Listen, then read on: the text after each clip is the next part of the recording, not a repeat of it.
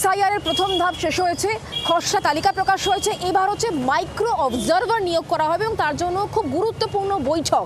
এই বৈঠকের নির্যাস কি, বৈঠক এখনো পর্যন্ত চলছে কিনা, সবটা নিয়ে আমাদেরকে আরো জানাবেন এই মুহূর্তে রক্তিমা দাস আমাদের সঙ্গে রয়েছেন, আমাদের প্রতিনিধি। সরাসরি রক্তিমা, মাইক্রো অবজারভারদের ভূমিকা আগামী সময় খুব গুরুত্বপূর্ণ হতে চলেছে।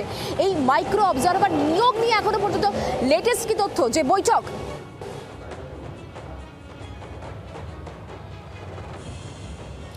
দেখো, বৈঠক শেষ হয়েছে, প্রায় 1 ঘন্টা ধরে এই বৈঠক চললো এবং সেই জায়গা থেকে তোমাকে জানিয়ে রাখি 16টি কেন্দ্রীয় সংস্থা তাদেরকে ডাকা হয়েছিল এবং তাদের থেকেই কিন্তু এই অবজারভার নিয়োগ হবে এমনটাই কিন্তু জানা যাচ্ছে।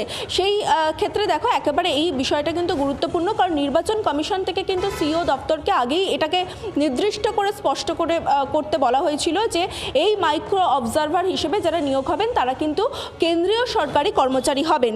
সেই জায়গাটা কিন্তু গুরুত্বপূর্ণ এবং দেখো, সেই জায়গা থেকেই আজকে 16টি কেন্দ্রীয় সংস্থাকে ডাকা হয়েছিল। তার মধ্যে যেমন ডিভিসি রয়েছে, ইনকাম ট্যাক্স রয়েছে, ব্যাংক রয়েছে, একাধিক সংস্থা ছিল এবং তাদের আধিকারিকদের সঙ্গেই কিন্তু এই বৈঠক হয়। তুমি জানো, ইতিমধ্যেই খসড়া তালিকা প্রকাশ হয়েছে, সেখানে প্রায় 60 লাখের মতো নাম বাদ গিয়েছে।